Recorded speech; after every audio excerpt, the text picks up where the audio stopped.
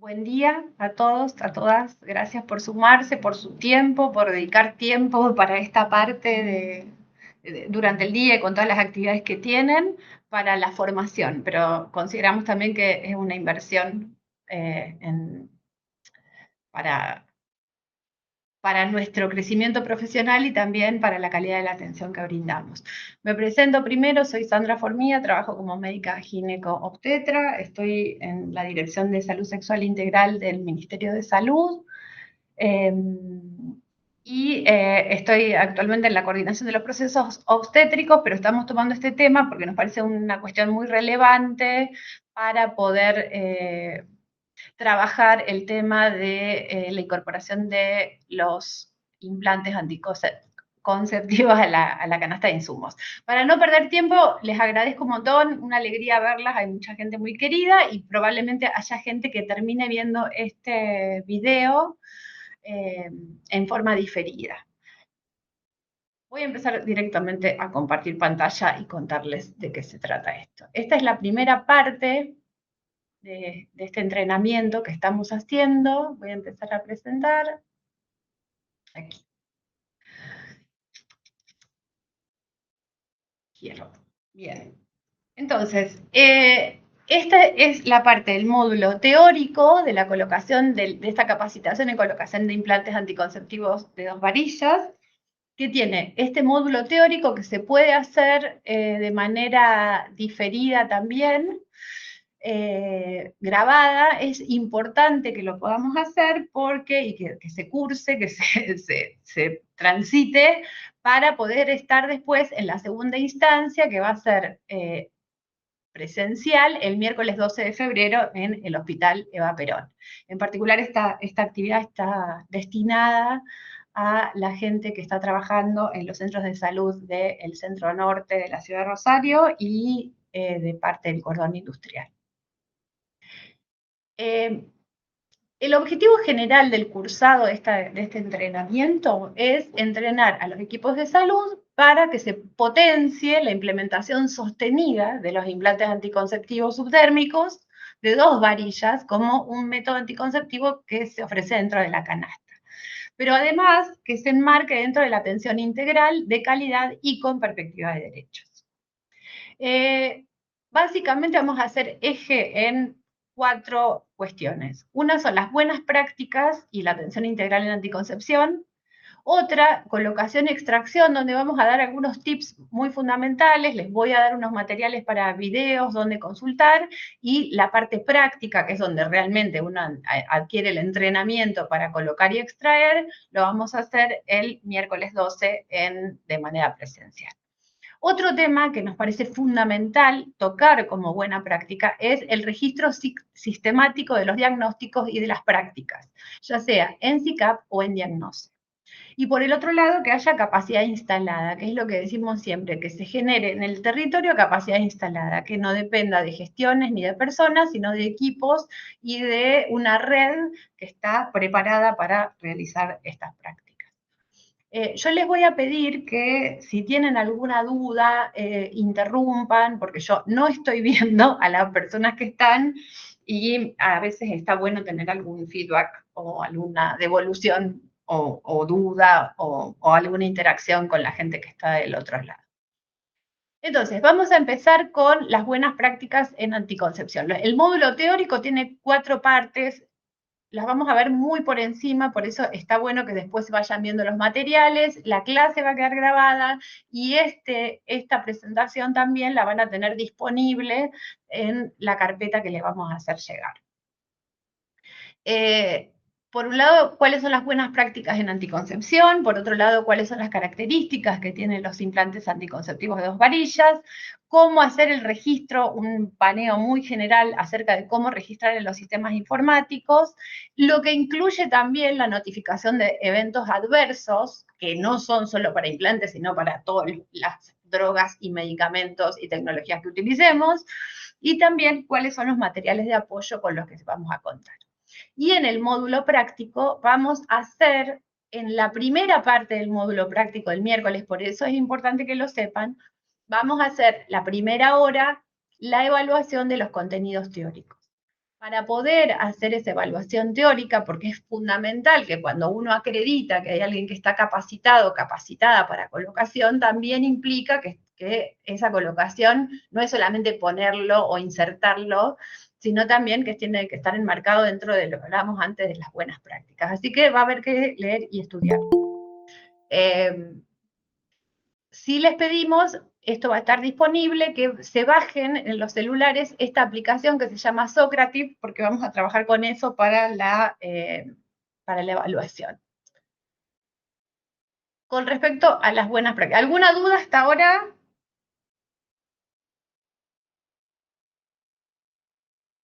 No. Ahí está esperando eso, esa voz. Bien, buenas prácticas en anticoncepción. ¿Cuáles son? Por un lado, tener los principios rectores de la atención. Acá tengo el gusto de tener a algunas compañeras que son todas de enfermería, no vi medicina, porque las médicas y médicos que están no lo estoy viendo tampoco, pero las chicas, mis compañeras, Marilyn, Ceci y Carla también, voy a hacer así alusiones personales, pero están muy entrenadas en esto de los principios rectores de la atención, así que probablemente saben mucho más ellas que yo. La calidad de atención, la orientación en métodos anticonceptivos, lo que llamamos la consejería, qué pasa con las personas menores de edad, con las personas con discapacidad y referencia y contrarreferencia. Esto se va a hacer medio largo, así que yo no voy a hacer mucho hincapié, pero porque además esto habla de métodos anticonceptivos en general y de atención en general.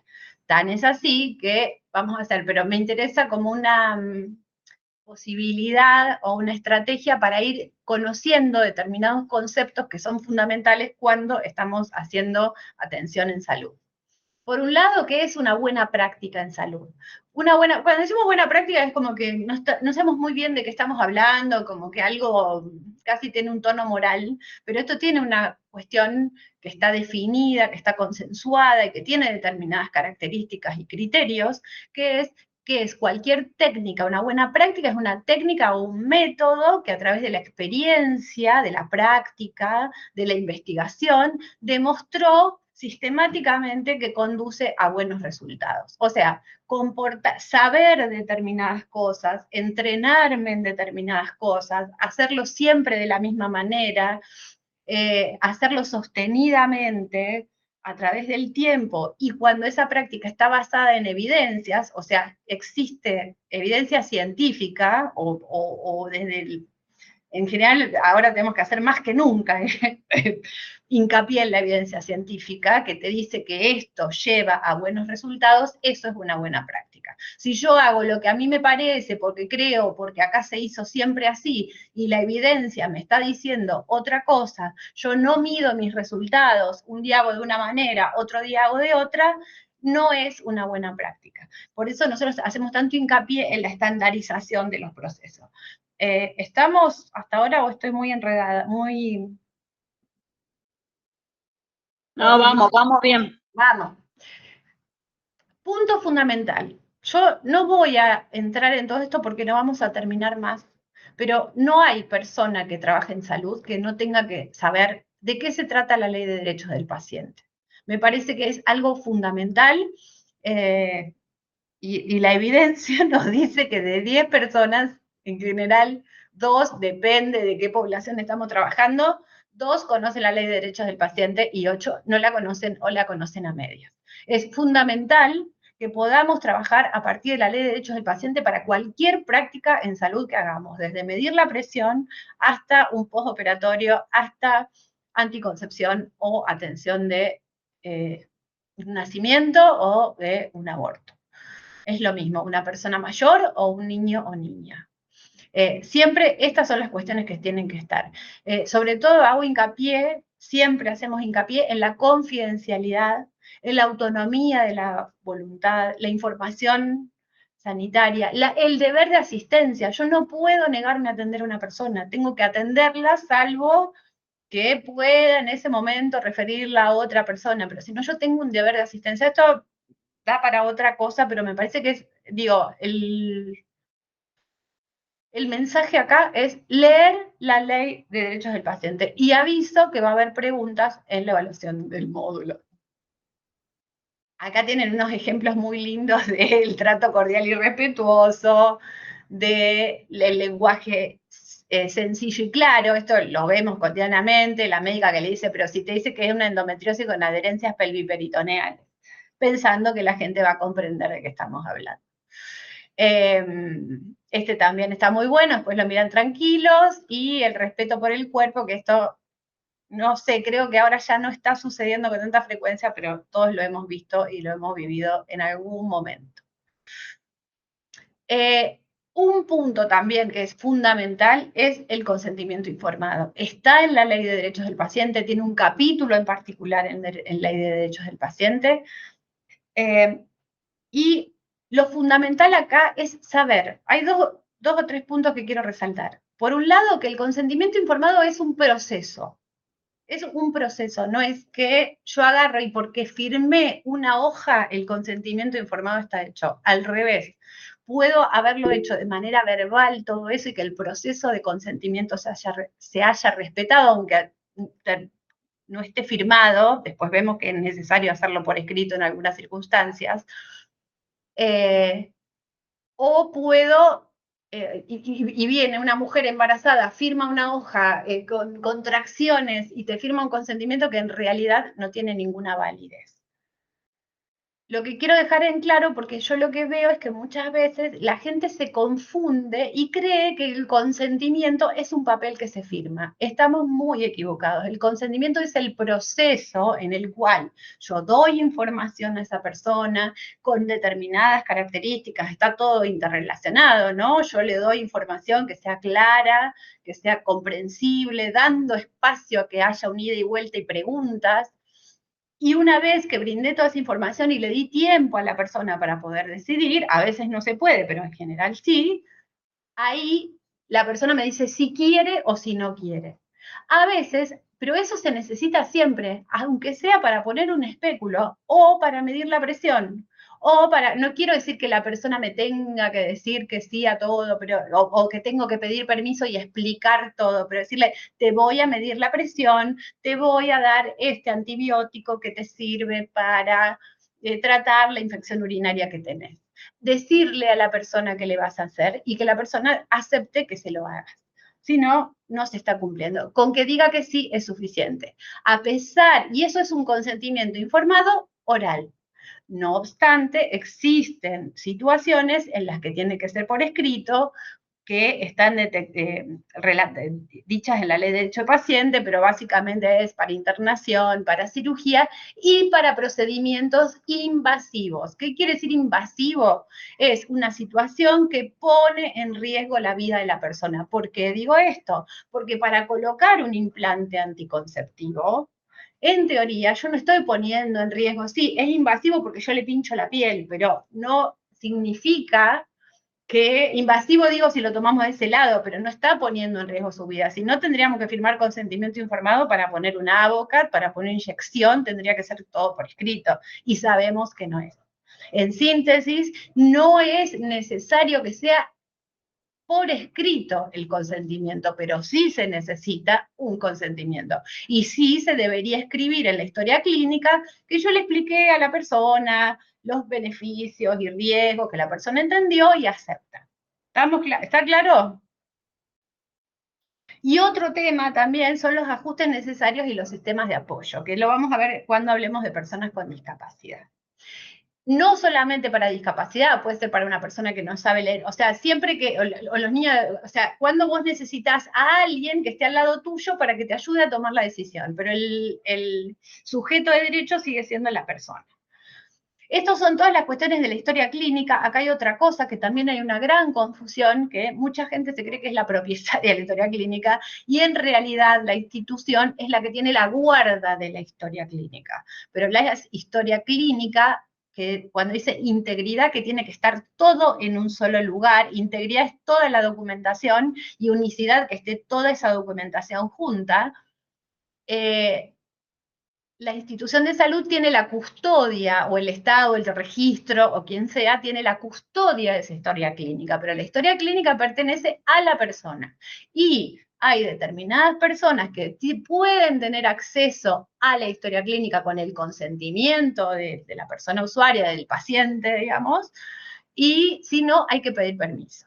Y en esto hago otro ejemplo, muchas veces se hacen investigaciones en salud en donde se dispone de la historia clínica de las personas sin una consulta, sin preguntar si esa persona da su consentimiento o no. Lo pongo ahí en tensión, después lo vemos bien, pero para que se sepa que no es que yo pueda usar los datos como se me ocurra sin pedir la autorización debida al paciente, que es el único propietario de esa historia clínica, salvo que esa persona no pueda tomar una decisión.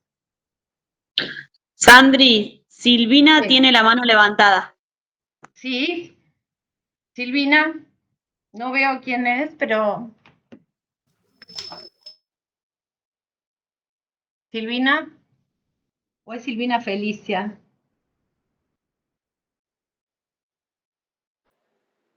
Bueno. Ahí justo salió de la llamada.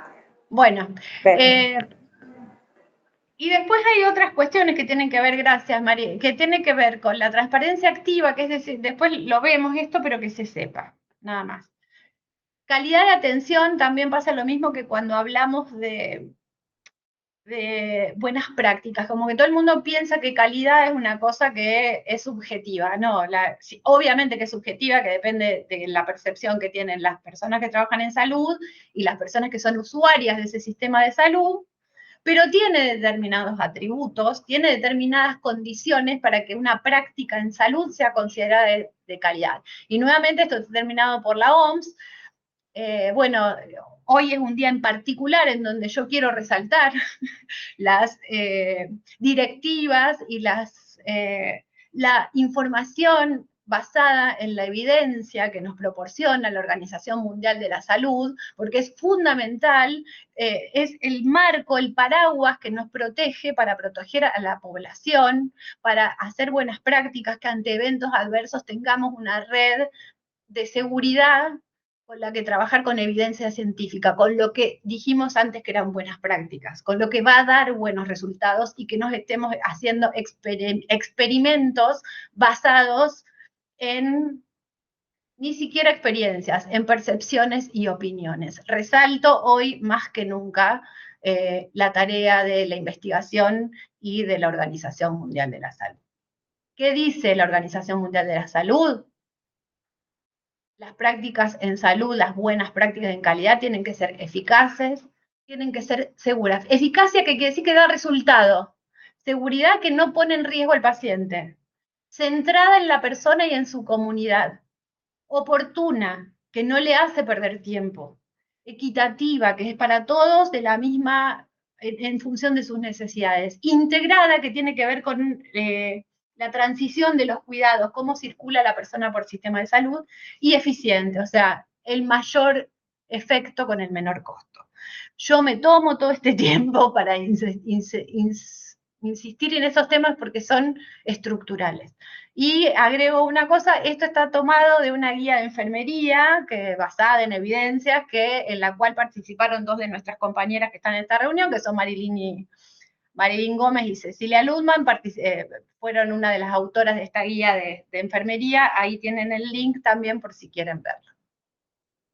Entonces, ¿de qué va a depender que se elija un método anticonceptivo? De estas cuestiones, del acceso, de la eficacia, o sea, cuán efectivo, cuánto sirve para evitar un embarazo no planificado, de la seguridad, de cuánto se evita un riesgo y de la aceptabilidad de las personas. ¿Qué hay que hacer en la orientación en métodos anticonceptivos? Yo le puse orientación para que saquemos un poco ese tema de consejería, que no es dar consejos, sino orientar, dar información para que la persona sepa para dónde tiene que ir. Y ahí están todas las cuestiones que se tienen que dar en esa orientación. Esto es de niñas y menores de edad, se lo dejo para que lo vean, no voy a dar en esto. Sí les digo que no neguemos la anticoncepción a las personas menores de edad. Lo que sí tenemos que ver es evaluar exhaustivamente, como dice acá en esta parte, la posibilidad de que exista algún tipo de abuso. pero no quiere decir que la dejemos a ese niño o niña sin, a ver, acá. Bueno, quería marcarlo, es esto. Que no dejemos a ese niño o niña sin poder evaluarlo. Esto solamente digo de personas con discapacidad, una sola cosa. Muchas veces se confunde la presunción, todas las personas se presumen capaces, por más que a mí me parezca que esa persona no puede tener, las sujetas y sujetos de derecho son las personas. Solamente una persona no puede decidir sobre sí misma y sobre su salud cuando existe una restricción a la capacidad para tomar decisiones sobre su salud. Una restricción a la capacidad es a través de una sentencia judicial. No confundamos los certificados de discapacidad que da el IAPO para el IAPO o para determinadas prácticas o trámites que se necesitan con una sentencia judicial que restringe a esa persona en su capacidad de tomar decisiones sobre determinados aspectos de su vida. Esto es fundamental. Después tenemos entrenamientos especiales para esto, pero esto, no presupongamos que una persona es o sea, la persona es capaz hasta que yo vea una sentencia judicial que dice que no lo es. Si tengo alguna limitación en esa capacidad, en su instrumentación, digamos, sí lo que puedo pedir son estos apoyos, o una amiga, un familiar, alguien cercano, hacer las adaptaciones en los medios para que esa persona en la discapacidad que tiene, que yo si no ve, darle un audio para que entienda, o viceversa, si es una persona que no escucha, tratar de utilizar información más visual. Bueno, esos serían los ajustes razonables. Y los sistemas de apoyo es buscar a todas las personas que puedan apoyar a esa persona en tomar la decisión, pero que no la van a reemplazar. Hay que ser muy cuidadoso con eso porque muchas veces lo vemos. Bien, entonces, esto, referencia y contrarreferencia. Ves una cosa, hay evidencia que dice, evidencia científica que dice que la comunicación pobre dentro de los equipos o con los equipos externos es una causa que contribuye a los eventos adversos. Eso, nada más. Si no hay comunicación entre un nivel y el otro, sobre todo ahora que tenemos telemedicina, los eventos adversos aumentan. Estamos hasta ahora vamos, hicimos toda esa larga introducción, vamos a lo rico, a lo jugoso de implantes, que seguramente es lo que les interesa. ¿Cómo actúan? Vamos a ver cuáles son los aspectos clave que hay que considerar antes, durante y después de la colocación, los criterios de elegibilidad de la OMS, que no sé si, yo creo que la mayoría ya está al tanto de qué se trata, y algunas instrucciones para la colocación y extracción. Con respecto a todo el módulo que vimos antes, toda la sección previa, ¿alguien tiene alguna duda, alguna pregunta, algún comentario? Es horrible hablar así sola. Bien. Bueno, vamos al mecanismo de acción entonces, que los implantes, hay básicamente dos implantes. En el 2023, que empezamos la capacitación en la provincia de Santa Fe a partir de un stock que envió, de una partida que envió el Ministerio de Salud de la Nación, se capacitaron y se entrenó a una parte importante de los y las trabajadoras de salud para poder escalarlo. En ese momento todavía no estaba autorizado por ANMAT, y acá yo voy a derribar un mito, porque mucha gente decía que estábamos usando algo, que se estaba poniendo algo que no era, como que no estaba, como que era ilegal o que no se tenía que usar, una cosa así, como que se estaba haciendo algo por fuera de la norma. Y en realidad, no sé, o como que no era una buena práctica usar el implante. El problema no era del implante. El implante está aprobado en todo el mundo y de hecho ahora ya está aprobado por el ANMAT para 2 laboratorios. Lo que pasa es que en ese momento se hizo una partida que se introdujo de una manera especial en el país para que se pudiera utilizar. Es medio largo de explicar, yo no quiero extenderme en eso, pero fue algo que se hizo bien, legalmente. El problema es que como entró desde el exterior por una vía que no pasó por el ANMAT, no tenía la aprobación, pero no es que es una cosa que es tóxica, ni que hay que sacarla, ni que hiciera mal. De hecho, insisto, ya está aprobado por el ANMAT. Una cosa que es fundamental, a ver si alguien me contesta, ¿cuál es el beneficio que puede tener este implante que tiene 2 varillas sobre el de una varilla que tenemos todos, que es tan lindo y tan... Cuando hablábamos de la eficacia, la eficiencia, de la calidad de atención, ¿cuál les parece que puede ser la ventaja que puede tener el implante de 2 varillas? De la cual hay que hablar, ¿no? En este marco que hablamos antes de la calidad de atención. Acá, a ver, acá hay uno. Seguridad, eficacia, aceptabilidad, accesibilidad. Y en esto de la eficiencia de la calidad de atención. El implante de 2 varillas, la diferencia que tiene, la colocación es más dificultosa sin dudas, sin dudas. ¿Cuál es la diferencia? Que los dos están aprobados para 3 años. Pueden durar, el de etonorgestrel, que tiene una sola varilla, hay estudios que dicen que puede ser hasta 4, pero todavía no se aprobó por ANMAT para 4 años. Pero lo que quiero decir con esto, que si cumple los 3 años del implante, no hace falta sacárselo ya. Aseguren que si quiere otro método anticonceptivo lo tenga y después se cambia. Y el de levonorgestrel también, y hay estudios que dicen hasta 5 años. El Yadel, que es el que está, creo que ya está aprobado ahora también para Argentina, y el Levoplant, que es el que se usó antes, tiene una duración de 3 años. O sea que depende de qué tipo de implante hablemos. O sea, duran un poco más de tiempo que el de etonorgestrel y son mucho más económicos. Entonces, cuando tenemos que cubrir a la población, cuando tenemos que ser costo efectivos, cuando hay recortes presupuestarios y tenemos muchas prioridades en salud que cubrir, esta es una muy buena opción. Lo único que tiene que la técnica es un poco más difícil y por eso tenemos que ponerle onda y estar bien entrenados y saber qué estamos haciendo. ¿Quedó claro? Básicamente que es más económico y nos permite cubrir a más población con menos dinero. Eso no quiere decir que le pongamos a todas el de 2 varillas y no le demos el de una, pero tratemos de racionalizar también los recursos. ¿Queda claro? Sí. Gracias. Bueno, acá voy a decir rápidamente cómo actúan, no me voy a extender en esto. Los 2 implantes de una y de 2 varillas, los implantes anticonceptivos, que son de los métodos más efectivos que existen para prevenir los embarazos, hay una cosa que yo no puse que después les voy a explicar. La gran ventaja que tienen es que duran y son métodos que están hechos con progestágeno solo, con progesterona sola, no tienen estrógenos.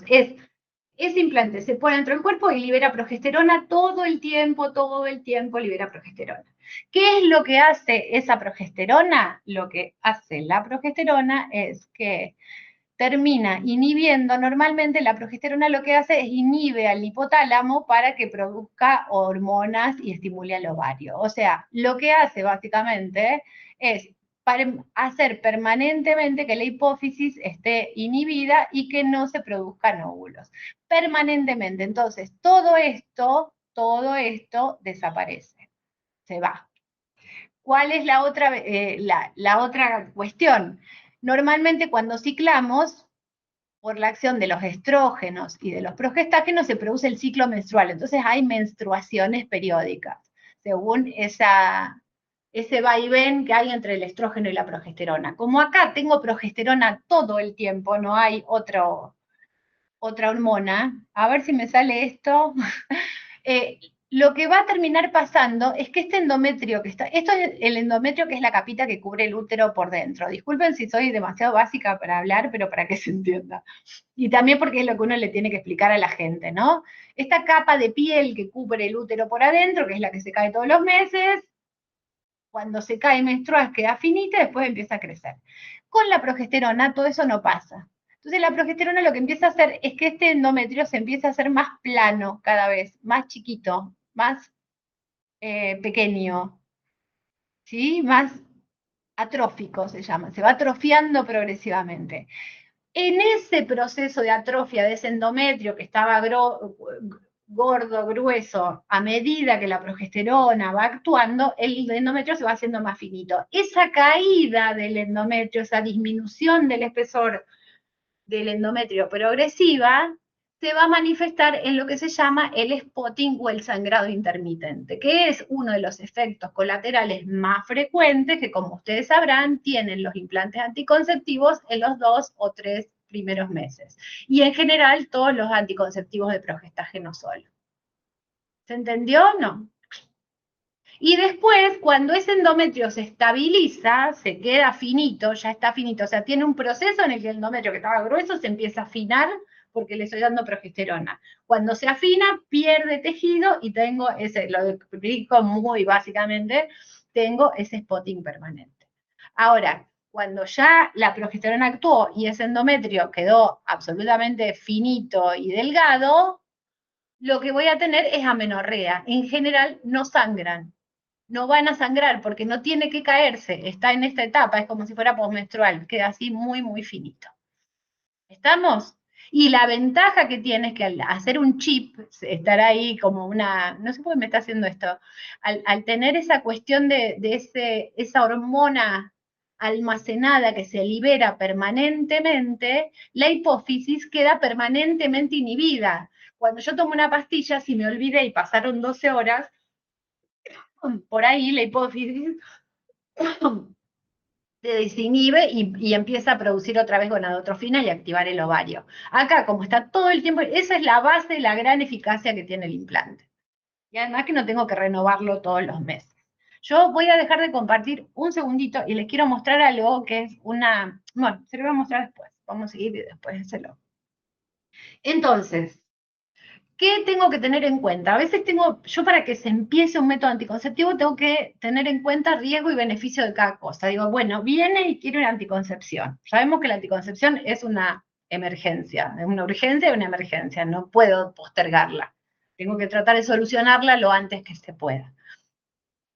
Sin embargo, a veces puede haber algún riesgo de que yo prescriba, inserte o dé un anticonceptivo sin saber la condición de salud de esa persona. Entonces tengo que tener costo-beneficio. Nuevamente, ¿quién nos ayuda acá? Como siempre, la Organización Mundial de la Salud, ¿sí? Con determinadas pautas que ya estableció qué cosas nos ayudan a medir ese riesgo de pedir análisis, estudios, condiciones médicas ocultas, digo, los análisis y estudios y las barreras para el acceso que pueden generar versus iniciar de manera segura el método anticonceptivo. Recuerdo, cuando hablamos de seguridad, hablamos de que no haya eventos adversos ni un riesgo para la salud.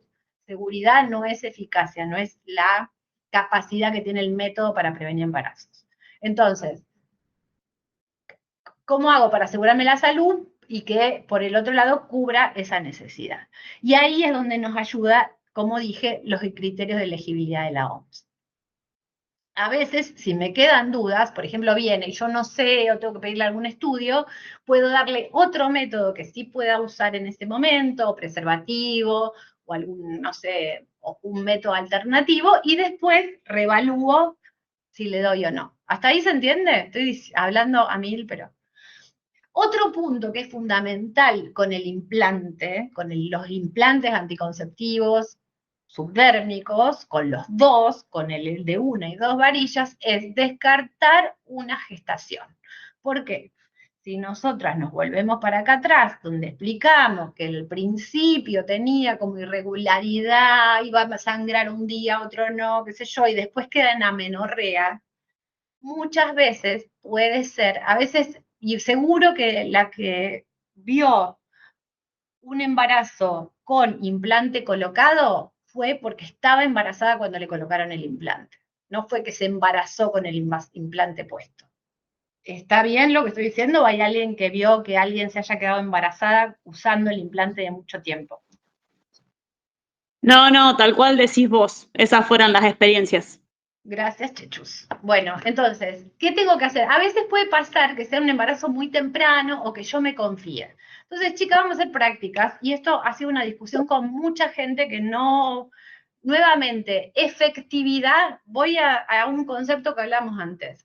Una práctica es efectiva cuando sirve en el contexto real. Obviamente que en condiciones ideales lo mejor sería hacer lo más eficaz, lo mejor de todo, lo más caro, pero a veces, o lo más que tiene más sensibilidad para detectar un embarazo, como la subbeta. Pero hay que ser efectivo y trabajar en el territorio y en el terreno y ser práctico. Les cuento un ejemplo. Si yo quiero descartar una gestación actual y es una persona que tiene que venir al centro de salud o a veces entre los pueblos, ¿no? Y yo quiero efectivamente estar segura de que no está embarazada, entonces obviamente le voy a pedir una subbeta que tiene unos días, 2, 3, 5 días antes, puedo enterarme si está embarazada, que si se hace un test en orina. ¿Sí? Pero yo se la pido hoy, voy a tomarte, Chechu, de ejemplo a vos. Y te digo, Chechu, andá y hacete el análisis, y después vuelve con la subunidad beta a los 5 o 6 días, que me dio negativa, pero yo me perdí esos 5 o 6 días, de que si no le di método, nada, por ahí se quedó embarazada en esos 5 o 6 días que le dije, por un lado. Y por el otro lado, también le estoy haciendo perder un tiempo que Chechu, a la tercera vez que le diga que venga, no va a venir más y se va a quedar sin acceder al método. Entonces hay que ser efectiva. ¿Qué quiere decir eso? Chechu vino, ya habló, entendió, si quiere poner el implante, le doy el test de embarazo, le digo, anda, hacete un EVA-test en el baño, donde sea, en el centro de salud, fíjate, y si no nos dio negativo, le pongo el implante.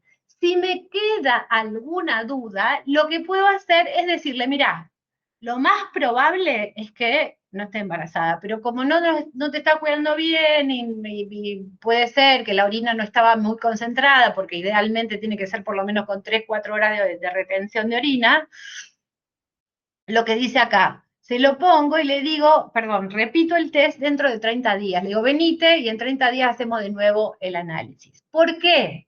Porque a veces lo que pasa es que se pone, como es muy parecido el síntoma del embarazo a los síntomas que da el implante, la gente dice, ah, no, es por el implante, qué sé yo, y después te da menorrea, no sangras más. Muchas veces todos estos implantes, estas gestaciones de los métodos de progestágeno solo se detectan tardíamente, cuando ya están de más de 17 semanas. Estoy dando un punto de corte muy... Entonces, seamos prolijas con eso. No la dejemos sin exceder. Si se puso el implante y está embarazada, el embarazo no le va a pasar nada. No va a tener un efecto adverso, no es que también hay evidencia de eso, no quiere decir que genere malformaciones ni ninguna otra cosa, o sea, no es un efecto adverso, salvo por el hecho de que esa persona, si tenía un implante, no se quería quedar embarazada. Pero entonces no tengamos miedo, coloquémoslo, hagamos un test de embarazo. Vuelvo para atrás. ¿Quiere usar el implante? Hice todo el consentimiento, pido ese día un test de embarazo en orina. Si me da negativo, le pongo el implante. Si me quedan dudas, que siempre hay que tener un poquito de duda, no estar tan confiada de que no, bueno, mira, venite en un mes y vemos de nuevo. Eso quedó, es fundamental esto. Bien. Bueno, acá estamos hablando de las prácticas previas al inicio de métodos anticonceptivos. Después lo miran, esto nuevamente nuestra querida OMS con sus cosas buenas y malas, pero es la que nos brinda toda esta evidencia. Fíjense que son las prácticas que son indispensables. ¿Sí? Lo tenemos acá. Indispensable en todas las circunstancias para el uso seguro y el uso efectivo. ¿Cuáles son las únicas prácticas que son indispensables? La consejería y el examen ginecológico solamente para los DIU. Pero para el implante es la consejería. Después, si yo le puedo tomar un implante, le tomo la presión, por ejemplo, es una buena práctica porque sirve para screening, porque algunas personas que tienen presión alta pueden no ser elegibles para determinados métodos, pero fíjense que lo más importante es una buena consejería. Sigamos. Otra cuestión, permiso, quiero ver una cosa si alguien me está hablando, no. Condiciones de salud relevantes, bueno, todo esto de los criterios de elegibilidad, creo que la mayoría lo conoce, ¿no es cierto? El uso seguro es lo que dijimos antes, riesgo mínimo para la salud. Y el uso efectivo es que evita los embarazos. Aprendamos a la diferencia entre estos dos términos. Los criterios médicos de elegibilidad de la OMS, esto para que lo sepan, son 4. 1, 2, 3, 4. Básicamente, si es criterio 1, 2, se usa. Si es criterio 3 o 4, no se usa. Después les voy a mostrar, o sea, cada método en determinadas circunstancias, eso lo van a tener que hacer ustedes de tarea, tiene determinadas condiciones en las que sí se puede usar sin ninguna restricción, o a veces las ventajas de usar el método superan a los riesgos. Pero acá yo me quiero poner en esto para prender las alarmas, y me refiero, por ejemplo, al implante en personas con lupus eritematoso, por ejemplo, que tienen anticuerpos. Esas son teorías, son 3, es categoría 3, por ejemplo, los implantes en personas con lupus. Pero ¿qué pasa? La categoría 3 dice que los riesgos teóricos o comprobados superan las ventajas. No se recomienda usarlo, a menos que otros métodos no estén disponibles, no sean aceptados o no haya adherencia. ¿Por qué doy el ejemplo de lupus? Lupus es una enfermedad que genera, cuando no está bien controlada puede funcionar bien, pero cuando no está controlada tiene consecuencias muy adversas en las gestaciones. Son embarazos que son complicados. Entonces, si esa persona no, y a veces no es fácil encontrar un método porque muchas veces están anticoaguladas, si le ponen un diusangra, no pueden usar anticonceptivos combinados, entonces la opción son los progestágenos. Y a veces es gente que toma muchas pastillas, que no tiene, y le vendría bárbaro tener un método continuo, que no tenga que estar tomándolo todo el tiempo. ¿Cuál es el problema? Que si yo a esa persona se lo niego y la única opción que tengo es el implante, la única opción que tengo o que puede aceptar esa persona es el implante. Y como es categoría 3 no le doy acceso. Pero acordémonos de esta excepción, no se recomienda a menos que haya otros métodos. Entonces, ¿por qué? Porque es peor para una persona que tiene lupus activo o que está en una exacerbación del lupus, quedarse, tener una gestación, y encima que a lo mejor no es deseada, que no se busca, a el riesgo que significa el implante. Va a tener menos riesgo teniendo el implante, en síntesis, que quedándose embarazada. ¿Quedó claro o no? ¿Devolución? Sí, Sí, sí. Bueno, esto, acá también les dejo, esto está buenísimo, ahora está en español, antes no estaba en español, muchos deben tener una que se llama e-contraception, pero se ve que la OMS ahí se quejó y la sacó, no sé qué pasó. Ya la Organización Mundial de la Salud hizo la aplicación para criterios de elegibilidad. Ahí les hicimos el QR, todo para que lo tengan, se la bajan y la tienen para el miércoles. Y les va a ser súper útil para su trabajo cotidiano. Esa se puede usar para la evaluación, esa herramienta. Así que explórenla y úsenla. La gente que otra parecida, que es la e-contraception, que es la que no está más, la mayoría de la gente que la empieza a usar le es súper útil. Entonces ustedes agarran, la ponen y bárbaro les da si es qué categoría de esas que vimos antes es esa persona. ¿Estamos? Bueno, acá tienen los métodos. Otra cosa es cuando yo cambio de un método a otro, que es lo que me puede pasar cuando doy un implante. Básicamente hay dos métodos, uno del traslapo y otro del respaldo. Básicamente, después les muestro en los materiales. El traslapo es que yo, mientras dura el efecto de uno, hago que empiece el efecto, mejor dicho, normalmente el implante tarda 7 días en empezar a actuar. Esto es lo importante. El implante, hasta que la progesterona inhibe a la hipófisis en esto que mostramos acá, este proceso de inhibición de la hipófisis tarda 7 días. Entonces, yo tengo dos opciones. Una es darle durante 7 días preservativo o algún método de barrera para que se cuide o no sé, alguna otra cosa, o bien, que también sería como un traslapo, o que eso sería un método de respaldo, digo, ¿no? Pero en cierta manera también estoy superponiendo dos métodos. Y si no, es dejar el método, por ejemplo, yo venía tomando anticonceptivos combinados, le dejo una semana el anticonceptivo combinado hasta que empiece a actuar. ¿Se entiende? No le corto, o tiene un DIU puesto y se pasa el implante, le dejo el DIU por lo menos 7 días después de que se usó el implante. Después les doy una tablita para que la miren y la exploren y ojalá que les sea útil también. Siempre, de buena práctica, por favor, empecemos a instalar esto, no tengamos miedo. La anticoncepción de emergencia, la píldora, que no es del día después, del minuto después la pastilla, no es del día después, es del minuto después. La anticoncepción de emergencia lo único que hace es inhibir la ovulación. Eso que hablamos antes, que mostré de la hipófisis, progesterona en alta dosis, lo que hace es inhibir rápido que no ovule. Entonces, si pasaron 5 horas, no es lo mismo que si yo la uso inmediatamente. El concepto que hay que empezar a saber es que la gente tiene que tener la anticoncepción de emergencia en el momento. Es de venta libre. Yo voy a la farmacia y me la compro y no tengo que tener receta ni nada, ni nadie me tiene que pedir receta. Entonces, entreguemos preservativos y entreguémosle una caja de levonorgestrel de 1,5 y que lo tengan, y si no se lo presta la amiga o lo que sea, pero que la gente no tenga que estar a las 5 de la mañana buscando una farmacia donde buscar. Es una buena práctica la entrega de levonorgestrel. Lo único que tienen que decir, y también porque el cambio climático, la contaminación del planeta no son hay evidencia que dice que está ocurriendo esto. Tan es así que los tiburones de Río de Janeiro están contaminados con diazepam, por ejemplo, los antibióticos. Cuando se descarte, enseñen que la gente descarte los medicamentos en los lugares en donde se deben descartar, que en las farmacias hay lugares para poner las pastillas.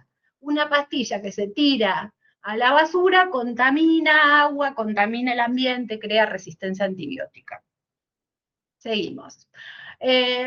Aspecto clave para considerar antes, durante y después. Control en 30 días, dar las pautas de alarma. Después les voy a mostrar un folleto que muy hermosamente hicieron las compañeras. Acá tienen las técnicas de colocación y extracción, tienen el folleto que está el link ahí, se los vamos a pasar, y también tienen 2 videos, y van a tener otros en los elementos que les dimos, pero estos están muy buenos también, con los QR para poder ver las técnicas de colocación de inserción de extracción, tarea para el miércoles. Un tema fundamental que vimos, hay un montón de implantes que están puestos, los hemos visto en los lugares más extraños. ¿Cuál es uno de los problemas de esto? ¿Cómo se tiene que colocar? ¿Cómo se tiene que colocar? Tanto el de una como el 2 varillas. Yo miro el brazo acá, esto es el epicóndilo, por supuesto. Yo estoy hablando para población general. Disculpen nuevamente si explico demasiado, pero mido 8 o 10 centímetros por encima, y en realidad tengo que tratar de usar siempre el brazo que no es el brazo dominante. Yo tengo que fijarme que no esté, se tiene que poner el tríceps. A mí no se me nota mucho el canal bicipital, pero o sea, no tiene que estar en el canal bicipital. Esto es un corte que yo hago del brazo. Acá tengo el húmero, esto es la parte de adelante del brazo, esta es la parte de atrás. Acá atrás tengo el tríceps, que es este acá, el del salero, que no lo voy a mostrar para que no chorree. Si yo lo pongo en el canal, tengo más riesgo de meterlo acá donde van todos los paquetes vasculares, van los nervios, las venas, las arterias, de lesionar un nervio, de lesionar una arteria, de lesionar un vaso, y a su vez también tengo riesgo que si queda ahí pueda migrar a otros lugares porque es como mucho más resbaloso ese lugar. El implante tiene que quedar acá, ¿lo están viendo? Subdérmico, por detrás del canal bicipital,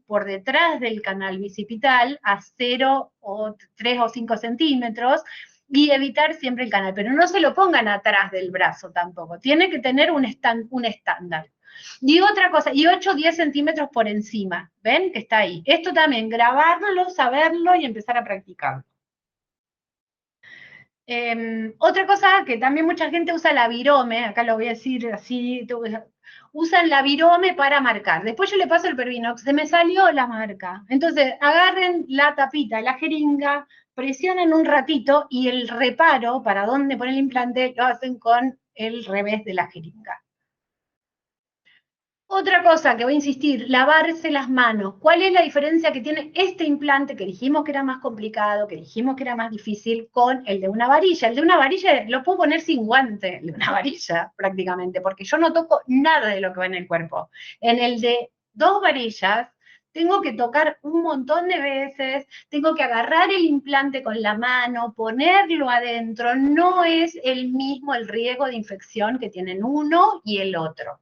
No quiere decir que yo la técnica buena, la buena práctica, como dijimos antes, no la tenga que usar. Una cosa que vemos sistemáticamente que la gente no se lava las manos. No se lava las manos antes de cualquier práctica que haga. Entonces, empecemos a lavarnos las manos. Después, ahí están todos los métodos, lo leen, pero la colocación se tiene que hacer en campo estéril y con guantes estériles. Si veo que se puede haber contaminado, tengo que limpiar todo y empezar todo de nuevo. Y en lo posible tengo que tener un campo estéril también para evitar el contacto. No puedo ponerlo sin tener un área protegida estéril para poder trabajar. Una cosa más que les digo, que también hace que sea un poco más dificultoso, a veces yo necesito un ayudante para poner el implante. No es como el de una varilla que lo pongo solo. En este a veces está bueno que haya alguien que te ayude a colocarlo porque lo haces más rápido y más seguro. Otros tips que tenemos. Poner la anestesia en todo el trayecto, lo vamos a ver en la parte práctica. Que el bisel esté para arriba cuando pongo el trocar. Igual la gente de enfermería, por ejemplo, lo pone espectacular. Tienen una mano bárbara para poder poner esto. Después hablamos de los detalles de las competencias y qué sé yo, pero es casi como poner una boca más fácil. Traccionar de la piel y no es necesaria sacar la aguja para sacar el segundo implante. Ahí lo puse mal. Bueno, estos tips después se los paso para que los tengan. Con respecto al registro, porque ya se nos está haciendo la hora, es fundamental también dentro de las buenas prácticas tener registros, ¿sí? Registrar nuestras prácticas. Yo lo que les quería mostrar es este instructivo que se puede usar. Acá está. Este es un instructivo donde están todas las prácticas de anticoncepción, que las pueden ver. Utilícenlo para todos los métodos anticonceptivos. Ay, ¿por qué tengo 2 abiertos? Bueno, sigo.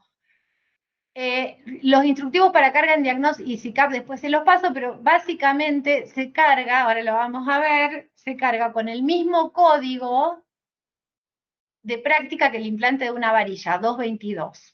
¿Sí? ¿Por qué es importante cargar? Porque me sirve a mí para saber qué práctica estoy haciendo como médica, como trabajadora de salud, como enfermera, como licenciada en obstetricia o lo que sea, me sirve para saber nuestra propia práctica y de mi institución, para hacer el seguimiento como un derecho de la persona a que todo lo que hace se registre en su historia clínica, que los registros informáticos son sistemas de historia clínica, y también nos sirve para monitorear, para saber cuánto hay que comprar, cuándo se colocó, qué efectos adversos hubo, qué población tenemos cubierta, qué población, o sea, nos sirve, a todos nos es de utilidad el registro desde diversas perspectivas. Y además que es una obligación del personal de salud, lo vimos cuando hablamos de asientos en historia clínica al principio en la Ley de Derecho del Paciente. ¿Cómo me voy a dar cuenta yo? Digo, ¿cómo voy a distinguir? Todos los implantes anticonceptivos con locación es el 222, los anticonceptivos subdérmicos. Pero el código hospitalario, la diferencia va a estar que el de una varilla tiene un código de dispensa que es diferente de este. Nosotros la diferencia, la discriminación entre una y 2 varillas la vamos a hacer a través del código de dispensa. Pero es fundamental poder registrar. Y también porque es lo que da solidez a las prácticas que hacen ustedes, y lo que no está escrito no existe. Y después, otra cosa que es fundamental es lo de farmacovigilancia, me faltó ponerles el link, se los voy a pasar después, cuando hay algún efecto adverso que se debe notificar. Y, a ver, ¿qué me quedó acá? No, ya está. Y esta es la carpeta de materiales que les decía, que acá hay algunas cuestiones. Esto, nuestra compañera Marina ha preparado una carpeta donde pueden acceder a los videos de colocación. Acá van a tener la presentación que vimos recién. En esta tienen materiales para los equipos de salud y materiales para la comunidad. Los materiales para el equipo de salud lo que van a encontrar es lo que les dije antes del método de traslapo, cómo hacer para cambiar de un método a otro. Otro de los materiales que van a encontrar es cómo funcionan los anticonceptivos. Esto es efectividad. Esta es una herramienta que puede ser muy útil para explicarle a la gente qué diferencia hay entre la efectividad de un método anticonceptivo y otro. En la circunstancia real, ¿se acuerdan que dijimos cómo lo importante es en la realidad cómo funciona la efectividad? Y fíjense que todos los métodos que funcionan bien son todos los que no dependen, digo, que tienen una duración prolongada y una liberación prolongada, que no tengo que renovarla cada vez que, con una periodicidad determinada, o la periodicidad es cada año, o sea, a ver si me puedo expresar. Los métodos son más efectivos cuanto más tiempo tengan de recambio entre una colocación y la otra. Y eso no, porque antes decían es dependiente del usuario, no solamente del usuario, porque si deja de haber anticonceptivo, o deja de haber inyectable, o deja de estar el método, también es diferente, es difícil. Fíjense que acá la renovación funciona por años o para siempre. En cambio, estos que funcionan muy bien, pero tenés que usarlo por día, por semana, por mes, cada 3 meses. Y estos que son los que tienen menos efectividad en la vida real, en el uso real, no quiere decir que no usen ni que no se tengan que usar, que no sirvan, pero tienen menos efectividad en lo diario, son cada vez que tenés la relación sexual. No obstante, hay que aclarar que el único método que protege ITS es el preservativo. No obstante, también el testeo, hay que hacer testeo para sífilis, es otra cosa que agrego de... Ya termino, ya estoy pasada 2 minutos. Y acá tienen el instructivo para registro de anticoncepción. Y aquí tienen, Marina, después lo van a tener, todavía no está para... Este folleto, que también lo hicimos desde la dirección, bueno, a ver, un segundo, discúlpenme, les quiero mostrar esto. Este es el folleto de implante anticonceptivo de 2 varillas, que se hizo desde la Dirección de Salud Sexual y con comunicación del Ministerio, los comunicadores del Ministerio, en donde tienen todas las características, se lo pueden dar a la persona para que lo tenga, lo lea, lo vea, y tienen los turnos para la colocación, para cuándo volver a revisarlo, etcétera, etcétera. Esa es toda la carpeta de materiales. Voy a dar por terminada la compartir pantalla. A ver, permiso. Acá. Bien. ¿Dudas?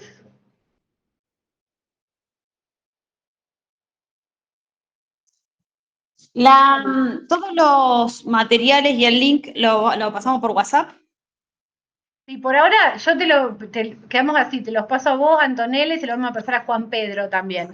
Puede ser que se lo pasemos mañana a la mañana hasta que terminamos algunas cuestiones que estamos terminando, pero sí que sepan que la gente que va a ir a la capacitación tiene que descargarse la aplicación y que les mostré al principio y traten de leer un poco porque es parte de de lo que nosotros podemos dar como certeza o certificar que una persona está capacitada para colocar implantes. No es solamente ponerlo, sino también tener los conocimientos teóricos para sostener eso.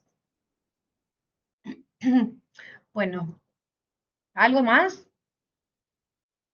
Saludos a la gente linda que estoy viendo ahí, que no la estoy viendo, pero bueno, un abrazo y nos vemos pronto. Gracias. Bueno, gracias. Gracias a Chao. Male también, Hasta que luego. estuvo ahí sosteniéndonos. Un aplauso para Male y para Silvina. Gracias. Gracias, Sandra. Excelente. Muchas gracias, muy clara. Bueno, hablé a 1000. Atosigo. Besos. Gracias a todas. Chao. Una Chao. alegría verlas.